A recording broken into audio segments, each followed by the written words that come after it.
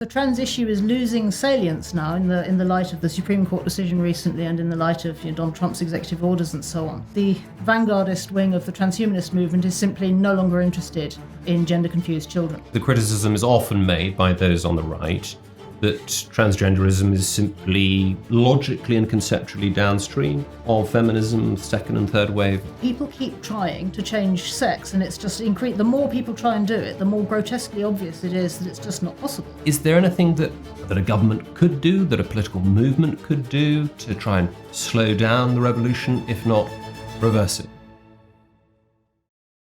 Today I'm joined by Mary Harrington, who is contributing editor at Unheard and author of Feminism Against Progress. We're going to be talking about some of the deep philosophical undercurrents in Mary's thought. We'll be talking about Aristotle, transgenderism, transhumanism, transnationalism, spaghetti bolognese, and chickens chickening. Welcome to First Light.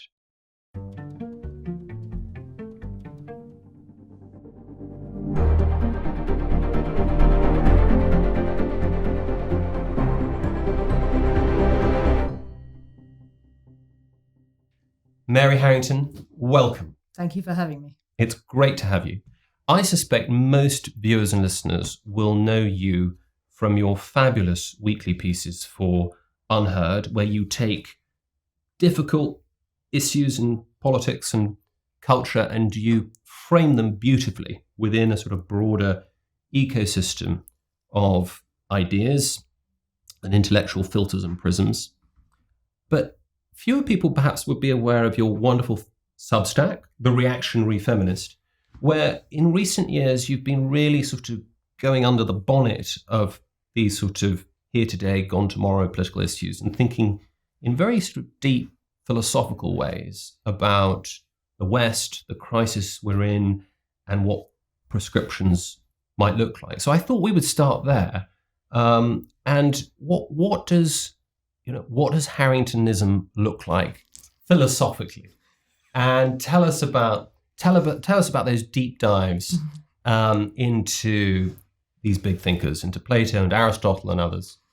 I'm going to come at this sideways, just to be awkward. I think there's a subset of the population generally that probably should just always have been an academic, and some of the lucky few managed to find a corner of academia that isn't colonized by the bureaucrats, and where they can actually just be left in peace to read books and think about whatever it is they want to think about. I gather that places like that still exist here and there. But by and large, people for whom actually just being left alone to read books and think about things is the number one purpose of living. Formal places for people like that are few and far between, and so we have to sort of scrape a living doing something or other in the real world.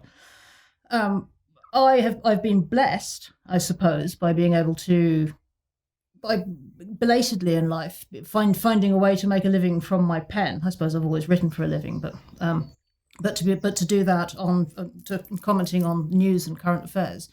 But I've always been that hangs off just generally thinking about things in the shower, I suppose.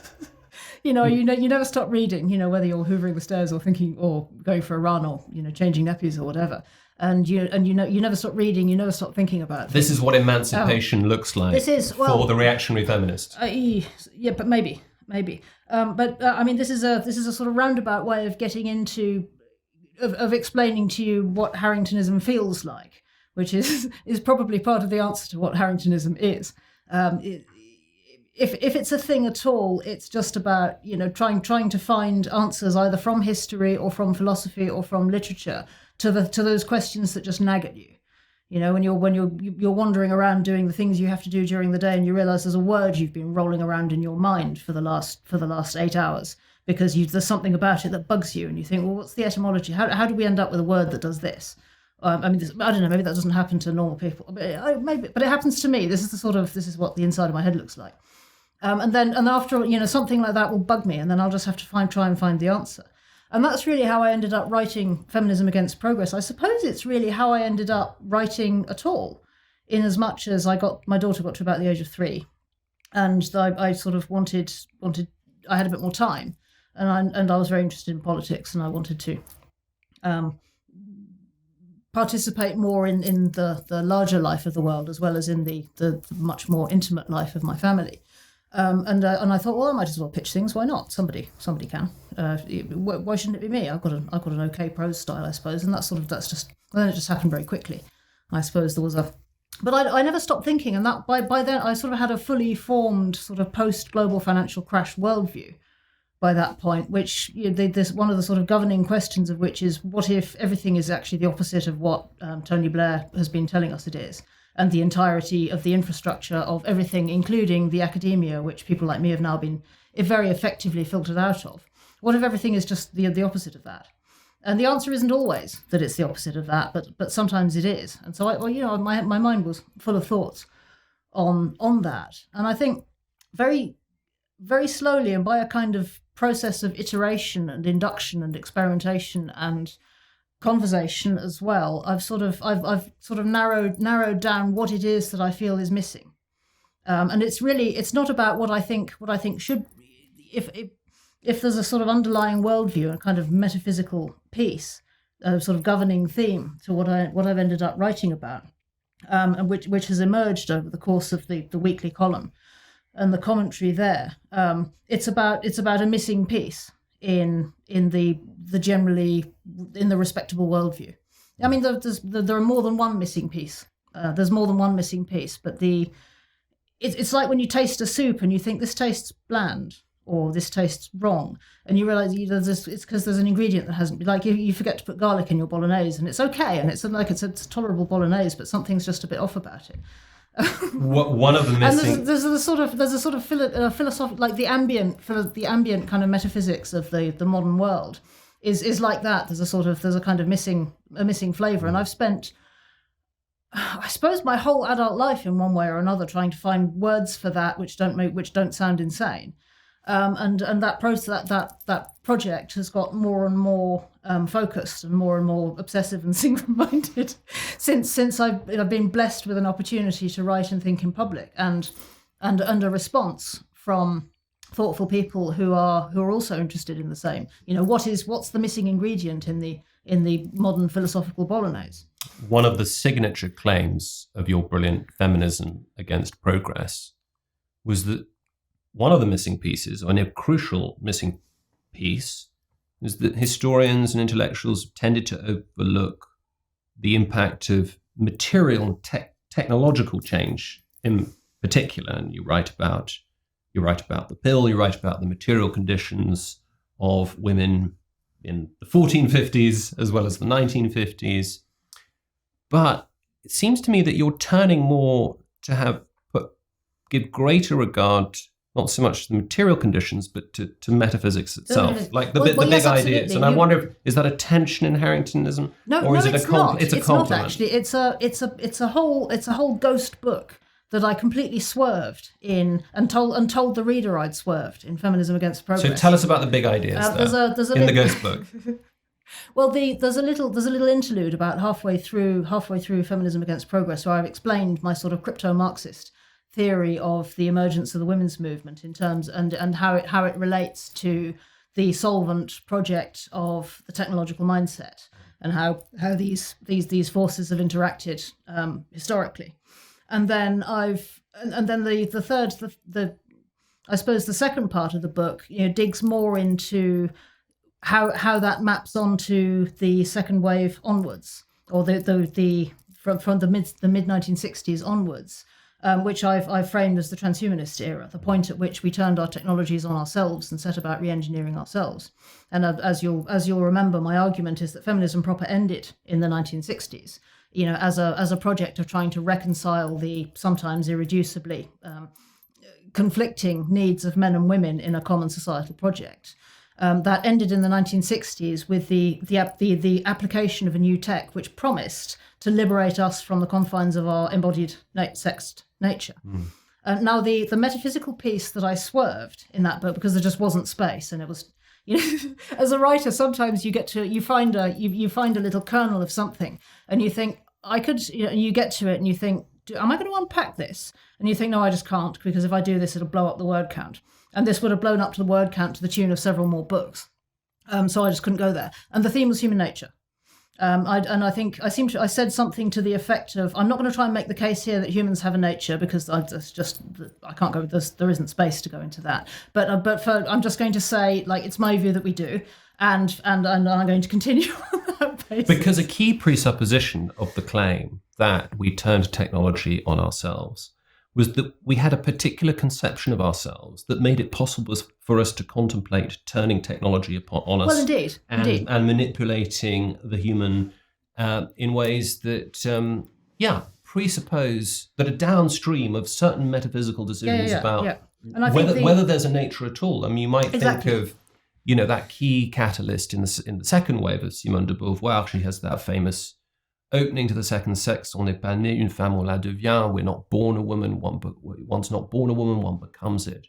And that seems to be, that's following Sartre's idea that we can ditch essence. All that matters is existence. All that matters is matter itself. And then the technological revolutions and the manipulation can begin. Yeah, and I think the thing to remember about Beauvoir is that she was living at a time when it just simply it wouldn't have been conceivable to her that we could use technology to escape the confines of our bodies. So in a sense, she's talking about selfhood as an abstract essence, and she either brackets or she sort of brackets the question of embodiment.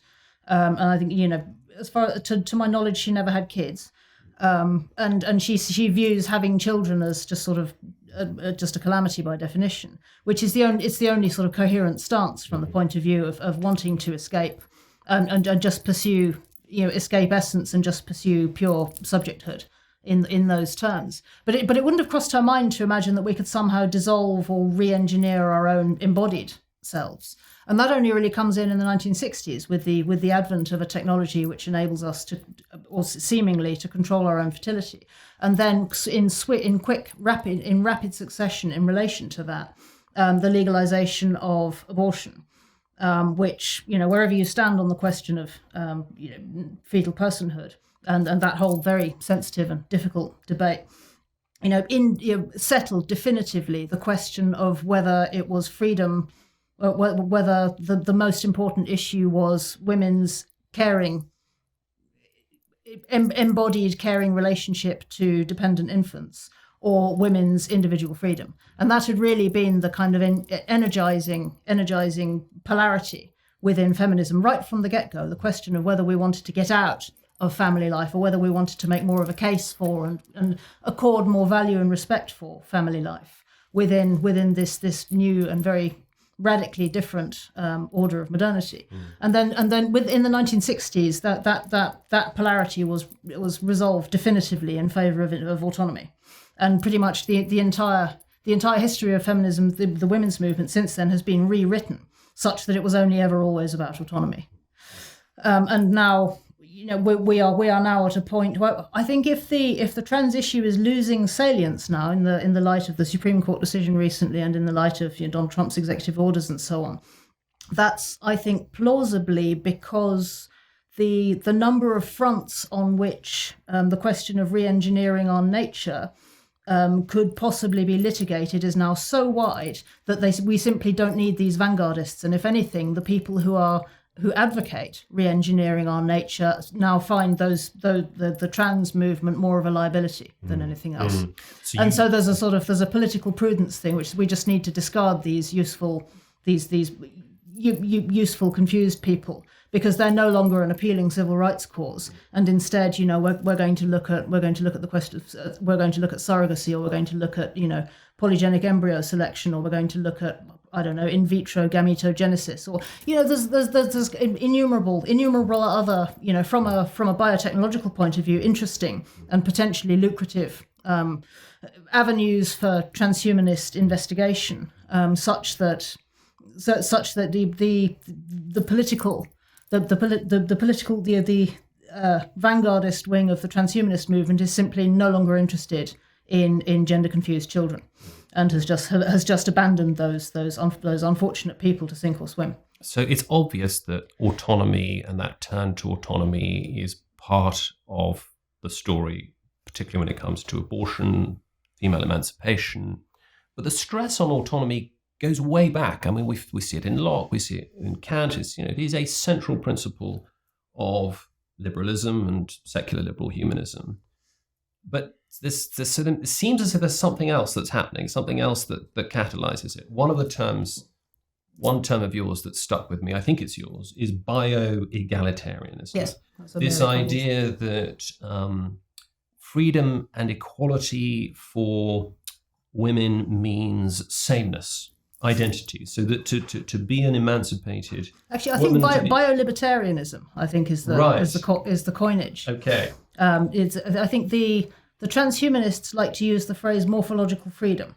I mean, I'm taking this several stages further on than your average. Well, so let's not. So feminist. These are plausible offshoots of a sort of liberalism in overdrive, right? Yeah. If you think of equality and liberty as being the twin engines of liberalism from the 18th century, you've got a bio-libertarianism and a bio-egalitarianism, and there's a sense that human nature is just this flat. I don't know. Like, if you don't, I'm going to rewind a couple of steps and just, if I can, it might all make a little bit more sense. If I explain that my interest in transhumanism arose via my interest in the women's movement, because as I delved in, as I set out the argument in Feminism Against Progress, I just realised it was a much bigger picture. And since I wrote that book, which is focused particularly on the women's movement and sets out the historical emergence of women's liberation as such in the context of the much longer historical trajectory, and as really a side effect of one of the battlefields upon which modernity has been fought.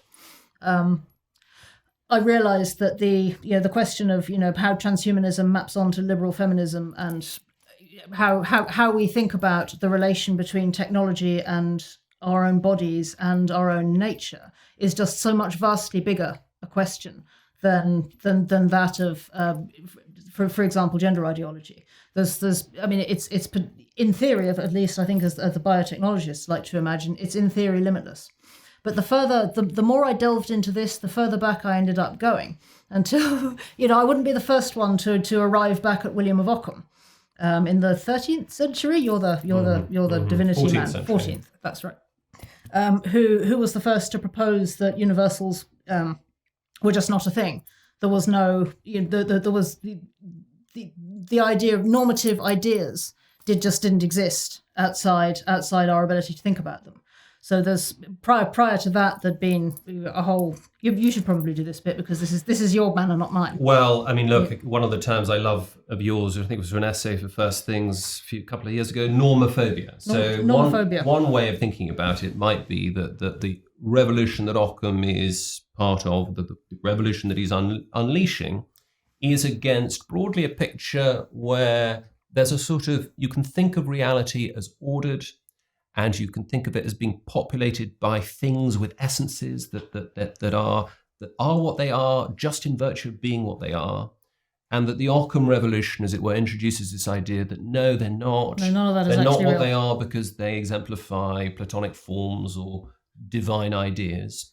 They are what they are because we say they are what That's they right. are. And we're imposing nomina, that is to say names and labels. That's right. And it's up to us to, as it were, construct reality. Reality is something that we don't discover, but that we invent. That's and right. you That's effectively found your way to that without having to read any of those dusty medieval philosophy books. Well, I got there in the end. I think I said to you the other day, having finally got there, it was a bit like having done DIY for years with 2 rusty spoons and half a brick, and then realizing that you can buy screwdrivers and pliers and spanners and things, and suddenly it's a lot easier. You have to dust them down a bit. Yeah. You're very good at that. Yeah, right. Well, scrape off the rust. But yeah, but I mean, all of this is a very roundabout way of answering your question. What is Harringtonism? It's and I think probably the most succinct answer I can give is that the missing piece, the missing flavour in the metaphysical bolognese is the piece that William of Ockham deleted all the way back in the 14th century,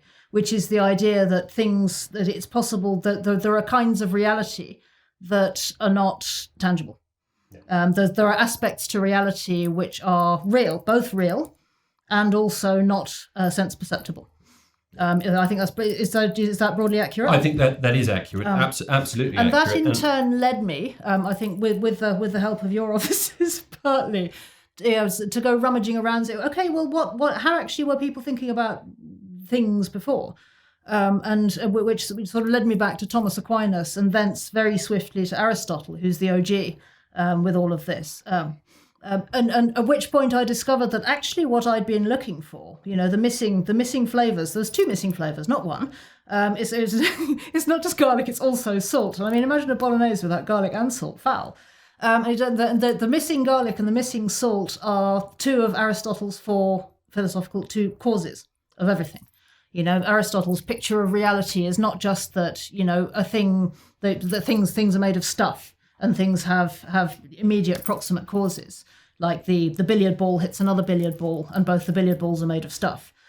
This is as far as your average, the accepted normie picture of reality today is concerned. That's just the entirety. That's it. That's your lot. And maybe the billiard balls are made of atoms, and maybe they're all ricocheting off one another, and so on, sort of down to quantum, which is weird, and we just don't go there.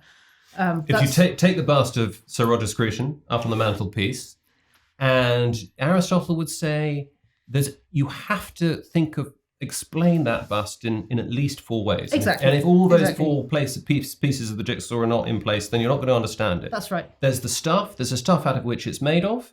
There's the efficient cause, the process in the factory that leads to the bust, as it were, coming off the conveyor belt. But there's also the form. Exactly. That is to say, the blueprint in the mind of the person who designed it. Why is it shaped like Roger Scruton? Exactly. It's not just an accident. There's a blueprint that account that, and for Aristotle, and then that's what it's for. And then that's what it's for. Why was he doing it? Oh, well, he liked Sir Roger, or he needed the money, or something. So there's got to be some sort of purposes and explanation. So those are the two missing pieces. That exactly. But then there's but then there's also if you're talking about a bust, that's something humans have made. So in a sense, it's an artifact, and exactly, it's a way of exactly. But Aristotle thinks that's actually natural. Nature is carved at the joints, and you can say this of acorns. We're probably getting excited and going too fast at this point. Acorns were always meant to be an oak tree, and so on. Yeah, I mean, most people grasp this intuitively. If you point, I've while I was scratching around with my 2 rusty spoons and half a brick, I found myself often resorting to chickens as a way of explaining this to people. Because most people will grasp without getting too sort of tangled up in metaphysics that chickens have a nature. It's not a very complicated nature. Chicken's chicken, and it doesn't matter a whole lot how you treat them; they will still chicken. And if you hatch, and anybody who's ever raised chickens from an egg will know, as you do, as we do sometimes, will know that boy chickens and girl chickens chicken slightly differently. And that's not about parenting. It really isn't. You can hatch them under a heat lamp, and boy chickens will still chicken differently to girl chickens, very noticeably. To the point, we had a horrible one who used to chase us around the garden and try and fly at us with his spurs out. Very, very unpleasant character. And yet somehow this crazy idea emerges in early modernity that no, there's nothing that it's like to be a chicken. Exactly, there's nothing that it's like to be a chicken, and exactly, these are simply atoms arranged chicken-wise. And they could be doing something else altogether, and there's just nothing else really to say about it. And there are tremendous upsides to thinking about the world like that from a sort of instrumental point of view. Downstream of draining the purpose and the meaning and the purpose out of the world, it opens up it gives you permission in a sense to take things apart and understand how they work, to vivisect animals. It gives you to strip mine mountains. To reorder the world using the force of your technology and your mechanistic understanding. You've often cited Heidegger in this context, his famous essay concerning the question concerning technology, 1954, and this idea that that modernity. What the hallmark of modernity is that we just see things as stuff. Yep, see things as stuff. Standing reserve that we can simply draw on, manipulate, exploit. And I sort of glommed onto Heidegger and the question concerning technology as on my as. It was better than the rusty spoon, by many orders of magnitude. But one thing you see, which I think Heidegger doesn't, is that, and maybe this is just something that Heidegger was not. It was just not happening until the 1960s. That we're starting to think of human nature itself as somehow. I think this part is of the standing reserve. This is the inflection point that I think arrives with the birth control pill. And Heidegger, I think the question is that's 1950, I think. 54. So it's 50. Okay, so when that was just prior to. So for Heidegger, he's really talking about this as a relation between people and the external, the world beyond us. And really it's in the early 1960s. So not long after that essay was published, that the first large scale application of that mindset to ourselves. Yeah, he was often accused. I mean, one of the only comments he ever made about his affiliation with the Nazi Party, the only criticism he was ever on record as saying, was that the problem with the Nazis and the concentration camps was that they were too technological. Now, people are sort of horrified at that comment, but anyone who's read that essay will understand the sort of, the moral force of that. What he meant was that we're just turning human nature into something that is just stuff with this awful kind of disregard. I think this is that particular nightmare application of the spirit of technicity to humans is an acutely sensitive topic to get into. But I think the only at all contemporary writer I can think of who explores that at all is Paul Virilio, who writes about the concentration camps as through the lens of the application of technology there, the application of the mechanization of human bodies and the absolute atrocity that is. And it has always seemed to me that in our historiography of that period and those terrible things, that we focus, not correctly on the demagogic, the sort of the abuse of national diabolical demagoguery of the 30s and so on, without paying attention to the technological presumptions. There's a sort of fixation on national identity as being somehow the driver of all of this, which is in some degree true, that you can whip up those feelings such as to encourage people to dehumanize the other, and that sets off these horrendous dynamics and drives, and has subsequent to 1945 driven later genocides. This is well understood. And yet there's a piece which I feel somehow got lost by the wayside, which was about the industrialization of humans. That this was really the first time that was attempted at scale. This sort of factory eradication of an entire people. But some people grasp the horror of doing that to a people and somehow look away from the factory aspect of it. And I think the reason we look away from it is because it's now we learn too much from it and have been applying it very enthusiastically since, and in too many different ways, and nobody really wants to touch that because we're so complicit, actually. And I mean, this is and Virilio is the only writer I can think of in Crepuscular Dawn who goes anywhere near this territory. Just how much of modern bioscience is the direct progeny of Nazi science during the war, and just how much of our relationship to a sort of biomedical approach to ourselves is downstream of Nazi science during the war. I wonder whether or not, though, there's a further missing piece, that even once you've got Aristotle's two forms back in the picture, you've got a form, you know what the essence of this thing is, you know what it's for, you know that chickens aren't just atoms arranged chicken-wise. There's something else. What is it that gives a sort of normative value to, say, human beings? Once you understand that there's something that it's like to be a human being, there's an essence and there's a purpose. Because you can look at chickens and you say, yeah, okay, there's chickens being chickens, and there's a form there and there's a function, but we're still going to factory farm them.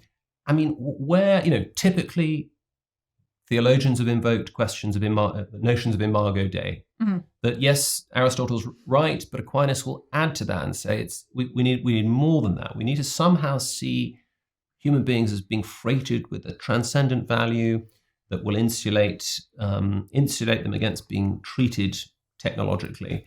And has that?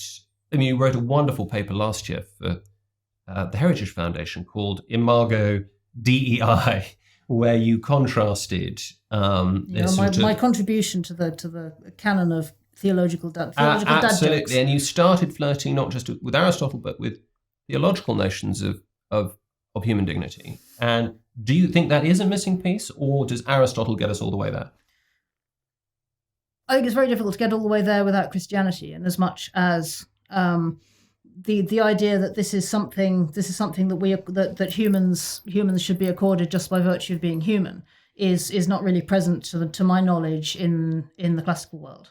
The word, to be a citizen or to be a person was reserved for a subset of humans, and it's only with the advent of Christianity that the idea of humans having a value just as such. Once upon a time, there were no human beings. I mean, I think there was the notion of humanity, I suppose, but the notion of certainly human rights or human dignity would have been unintelligible to most Romans. And actually, the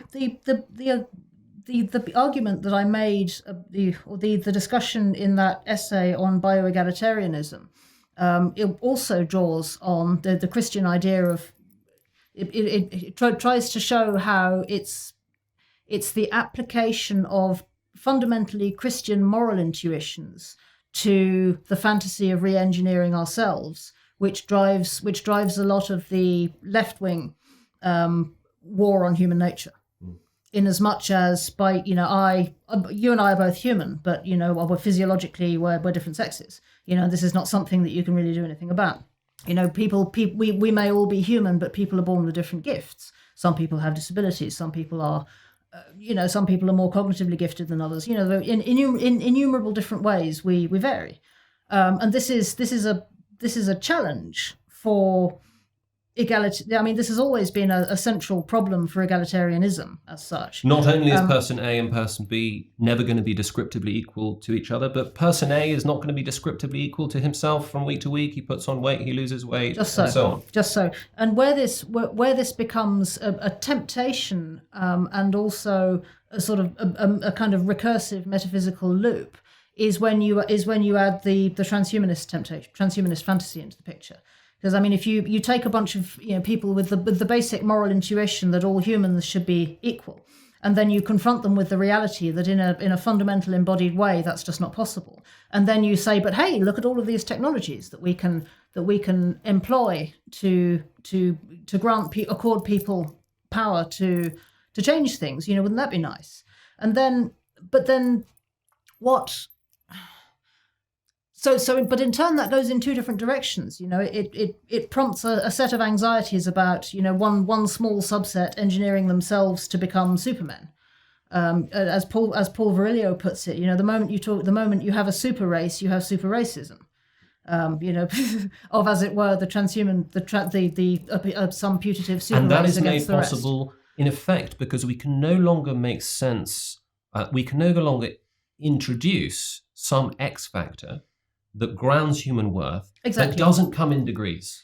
It isn't in fact material, because if materiality is an embodiment is all you've got, then obviously there's going to be differences in degree and capacity and so on. Whereas if you've got the sort of the metaphysical X factor, you've either got it or you don't. So you and I will be different, but we each have, as it were, the essence of being human, having the property of being sexually dimorphic. You've just got instantiated in one way and I instantiated in another. Right. And so, but the hunch is equality is still important. We can't abandon it. It's like a sort of phantom limb. We've got rid of Christianity, but we've got to hold on to egalitarianism somehow. How do we cash it out? We can only do it in material terms. And then, and that then prompts the other route round the problem, which is what about if we just abolish the ground and say it doesn't, we're not going to escape the problem of human difference by engineering ourselves, because that's obviously always going to be evenly distributed, and that's not going to be equal. So that's bad. So we won't do that. So what about it? What if instead we escape the problem of human difference by just abolishing the ground upon which people can be said to be different, such that we just throw away all of our measures and become equal that way? a little bit like abolishing exams in schools as a way of making things fairer, but for the human body. All have prizes. All have prizes. And then, what if instead of trying to make all babies healthier, we just abolish the idea of health? Such that you're just a bigot if you point out that this baby has speech delay. There are no disabled people. There are only differently abled people. Which would have been unintelligible to an Aristotelian. There simply is a way that something ought to be, a way that it flourishes. I think the most and different instances will attain that level of flourishing. I think the most degrees. Egregious, actually, straight up horrifying example I can think of this was a medical paper which suggested, apparently with a straight face, that there should be no proscriptions on trans-identified women who are pregnant taking testosterone while pregnant, despite the possible teratogenic effects of that synthetic hormone on their developing baby, because this was implicitly ableist, and we should just be cool with them having developmentally disordered babies, and just denormalize the idea of there being a new normative human form altogether. And I mean, you put it in those abstract terms, and it sounds abstract, but really what they're saying is it's perfectly fine to create monsters as an accidental side effect of pursuing your own personal embodiment goal. And you have and this is all fine because there's just no normative ground to the human form at all. Which I mean, it's, as you can see, this is an argument I find personally quite upsetting. Not least because it's so fundamentally wrong. It's just misguided. I mean, even leaving aside intentionally placing your baby at risk, which as a mother just seems like a horrific position to be in. The idea that you could just casually say, well, it's perfectly fine it's perfectly fine to have. Yeah, it's just not perfectly fine. It really isn't. But the sort of the fundamental assumption that there's no normative human form is just false. And even the word transhumanism acknowledges that it's false, because you're presupposing what is being translated. In order for it to mean anything, there has to be a human for to go beyond. But in order for transhumanism to be a thing at all, you have to reject in principle the idea, the very ground that you're presupposing.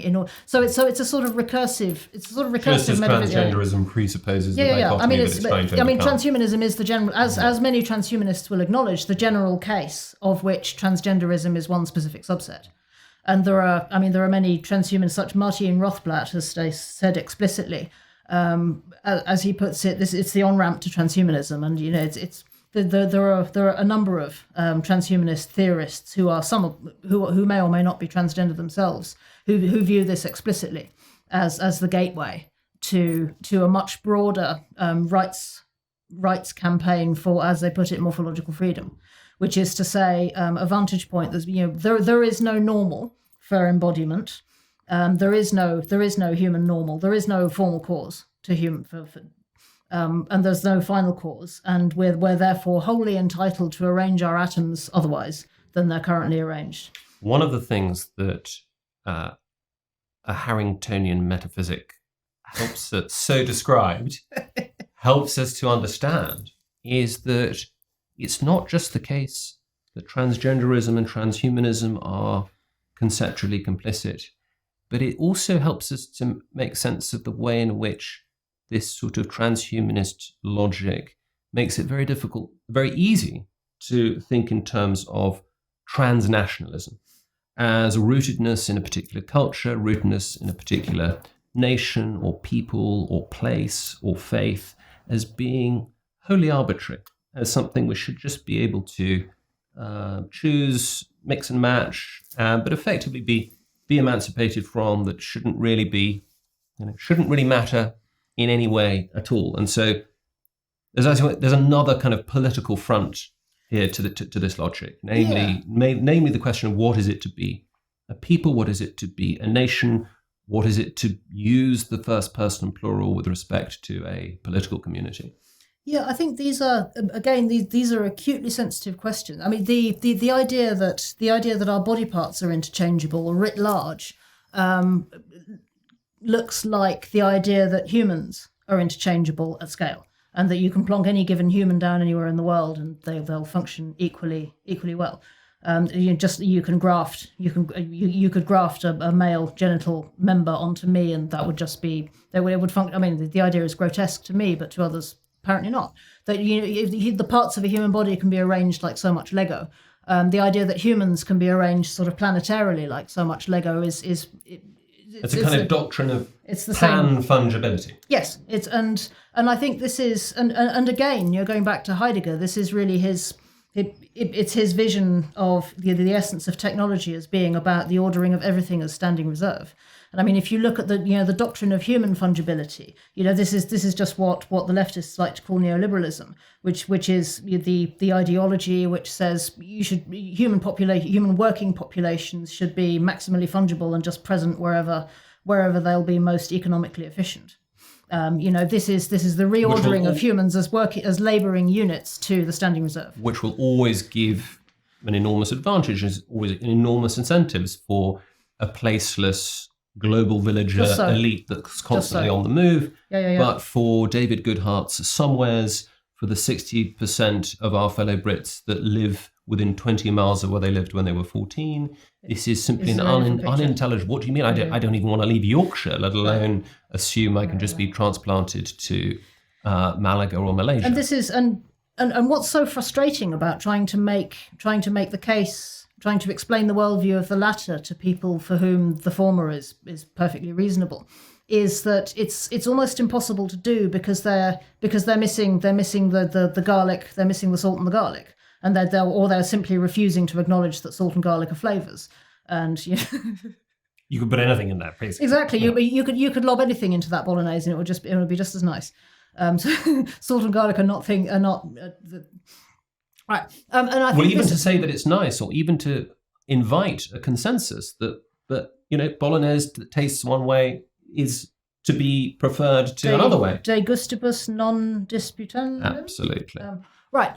But it's specifically the refusal to see the axis of meaning and the axis of purpose. And I mean, meaning writ large, we're talking about the networks of human relationships within which life becomes meaningful. So your local community, the church that you go to on Sunday, the band that your husband is in, the kids that your child knows they can knock for and they'll always be welcome and they'll get a biscuit and a glass of squash and you can trust the mum. All of that stuff is intangible, and all of that is sort of bound up in the dimension of meaning, and all of that is just purely invisible to the ideology of maximum fungibility that sees humans as work units to be placed wherever they're most efficiently ordered to the market. I suppose I'm sort of skirting around the question of purpose, but I think if we sort of point loosely in the direction of human flourishing. I think this is a very extremely movable feast, and has over time meant a lot of different things to a lot of different people. But very few people would, including social science researchers, would dispute the fact that purpose for most people means the act of being bound up in and obligated to those networks. Within a larger sort of accepted framework of, these are my people, this is my place, this is I know more or less what to expect, and I have enough, well above the do I have enough to eat and meaningful work. These networks of relationships. And I suppose I'm sort of coming at this phenomenologically, because coming at it from the top down, you get very swiftly into highly politicized cans of worms. I mean, if you try to apply the idea of Aristotelian formal cause to a whole people, and you will very swiftly find yourself standing on sort of Hitler-shaped landmines. And this is and I should make it very, very clear that this is just not somewhere where I want to go. And I think this is very, again, it can feed in some demagogic directions and some genocidal ones, and this is emphatically not something that we should be looking to encourage. Your critique is, I think, a lot more subtle than that. You're saying that really it's the elites that have forgotten that sense of form. It's the elites that are rootless, and that in fact it's it might be very easy to blame waves of migrants sweeping from Syria all across Europe, but in fact it's very often might be migrant communities or the somewheres that David Goodhart describes that are least susceptible to forgetting their rootedness and their gods and their local loyalties and their families and their kinship groups. I mean, I think elsewhere in one of my essays, I characterised the mindset that I'm talking about as the nomos of the airport. And I take it the reference there is to Schmidt's Nomos of the Earth. That's right. Is that right? Okay, well, I mean, it's sort of very obliquely. But I nomos meaning law, jurisdiction. The law, the jurisdiction, the normativity, the sort of moral, the total moral reality picture of.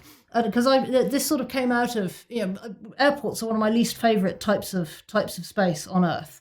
I think I may dislike them even more than I dislike shopping malls, but for very closely related reasons. Having spent after the book came out, I spent quite a lot of time in them, so ended up thinking about what is it about airports that I find so troubling. And in the course of those sort of musings, it came to me that sometimes these sort of silly Twitter aesthetic accounts you see where they post pictures of a Gothic cathedral and they say, why don't we build things like this anymore? And it struck me sitting in some departure lounge rather. No, we absolutely do. We do build on that scale, and we do, and sometimes actually with that much architectural ambition. But they're not churches; they're airports. And so I was sort of playing with the idea of the airport as a sort of cathedral for an entire sort of moral worldview, and thinking, no, actually the parallels are really there. There's a sort of there's an elaborate purification ritual that you go through before you're allowed into the inner sanctum, and the activity itself, which the airport performs, itself speaks to this kind of religious aspect of maximum fungibility, which is to say it expresses an idealized world in which everyone's always on their way somewhere. This is a space that isn't really real. It doesn't really have time. Instead of transcendence being made concrete, as in the great Gothic cathedrals, it's transience being made concrete. Yes, exactly. And everyone sort of rubs along, because actually it's a very tightly controlled environment. And once you go into if you go into the inner sanctum, one of the first class lounges, you could leave a Tiffany bracelet or a £5,000 laptop unattended while you go to the loo or to go and get yourself another canapé, and it'll still be there when you get back because nobody needs to steal it. And it's a very tightly controlled environment. And yet you've never met these people before, and you'll probably never meet them again. And this is this sort of aspirational picture of the maximally fungible human world of total transience and total relationshiplessness.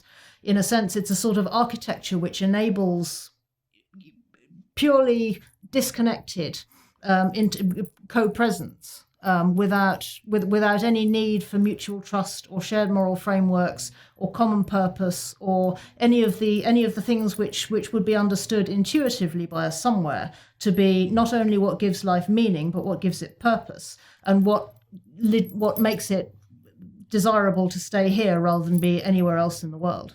And needless to say, as aspirational and impressive as airports can be architecturally, it is the architecture of anywhere, which is and that's very important. It's the architecture of nowhere. Yeah. You look at Cologne Cathedral, you know it's Cologne. You look at Milan Cathedral, you know it's Milan. Is there any airport in the world that you could look at, or airport lounge in the world you could look at and say, oh, that's London, that's Tokyo? I mean, actually, it's like airport nerds will probably be in your comments saying, no, actually, there are some quite architecturally distinctive airports, and I think that's probably true. I mean, once you for get the cognoscenti, for airport lounges, I mean, they're sort of they vary a bit, but they the format's quite standard, I think. We've been talking about so many enormous issues that it feels almost inappropriate to turn to the question of what, if anything, can be done politically or culturally about this revolution, the transhumanist revolution, because it's in the nature of the revolution just to ignore geopolitical boundaries, political mechanisms, that it's just steamrolling across all of these. But is there anything that a government could do, that a political movement could do to try and slow down the revolution, if not reverse it? I'm actually perversely optimistic. I'll see if I can explain why. I mean, it's a very qualified sort of optimism, but I am perversely optimistic because I don't think it's possible to dissolve the ground of our own nature. I mean, I had a really interesting conversation with a transhumanist recently, a very, very affable one, who likes, he's a very affable guy, and we were talking about the singularity, and he's very much more knowledgeable on singularities plural, because there are lots of different ideas about what the moment of a fusion with our own technology could be. And I proposed another. He gave me various definitions, and I proposed another, which was, that one of the reasons people there's a sort of conceptual aporia when you get to the singularity, usually in sort of envisionings of it, like the rapture. And the reason there's this kind of conceptual gap might be because as it's generally conceptualized, the moment of merger with our own technologies within the paradigm of transhumanism itself is actually the moment at which we dissolve our own ground, and it's simply not possible. Like, it simply stops being possible to think at that point about what it's like, because there is no longer a thing it's like. If that were to be physically, technologically, metaphysically possible, there would no longer be a thing that it is like to be a person. At which point, what would we even be doing? This is a very subtle version of Horace's old line, naturam expellas foca tamen usque recurret. You can drive nature out with a pitchfork, but she's going to come rushing in through the back door anyway. Which was one of the epigraphs in Feminism Against Progress, for exactly that reason, because in my observation, and this actually coming back to why I'm perversely optimistic, I think it is precisely in the attempt to dissolve our own ground that we will force the metaphysical question and restore the missing garlic and the missing salt, because we'll have to. And I think the first worked example we can give of that is, in fact, the pushback against the transgender revolution. Because in the course of that, a great many feminists who are otherwise card-carrying leftists and very, respectable members of the There Is No Such Thing as Human Nature brigade, came up full force against a point at which actually, we do need to talk about normative human physiological form. And yes, that's a bit philosophically complicated given our existing priors. And yet, I don't want these men in the changing rooms with my daughter. So somehow we're going to have to find a way to grapple with this. That's fascinating, because the criticism is often made by those on the right that transgenderism is simply, logically and conceptually downstream of feminism, second and third wave feminism. But it absolutely is. That really the only people who could defeat the daughters of the revolution were the granddaughters of the revolution.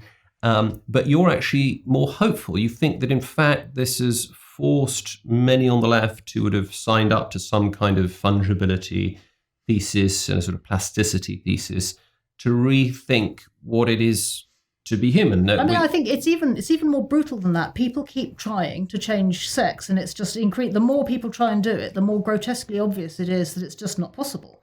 That in fact we're sexed all the way down to the level of our chromosomes. That this is a thing about what it is to be a person, which really is irreducible. And where you go with that, I think is very much up for discussion. I don't think it necessarily follows from that we need to toe the sort of hardline traditional gender roles thing. I don't think that necessarily follows at all. Or certainly needs some careful interrogating. But the reality is that people have tried really hard now for more than half a century, and it's not working yet. I would also I'd submit the contraceptive pill as further evidence that that our efforts to technologize away our human nature are being tried, and they're simply failing. Because the whole sort of utopian premise of the whole premise and promise of the contraceptive pill back in the kind of excitable days of the early sexual revolution was that it would do away with all of those asymmetries between men and women when it came to sexual intimacy, and everybody could just sort of embrace the kind of polymorphous perversity that Freud thought was our early state, and that this would be a good thing somehow. And yet it seems as if the final casualty of the sexual revolution is sex itself. Well, yeah. So that's one outcome, and furthermore, as I argued in the second part of Feminism Against Progress, what also becomes clear is that the normative differences between men and women in terms of how they approach intimacy have not gone away. If they've just been reordered to the market in ways which are actively inimical to the potential for forming intimate relationships, all they've done is reorder sexed human desire to the standing reserve, and then and then strip mine that for profit, all the while more effectively getting in the way of men and women actually being able to form deep and lasting relationships and have kids. So they've done their best to drive nature out with a pitchfork, and it's just come back in various sort of ugly and commodified ways.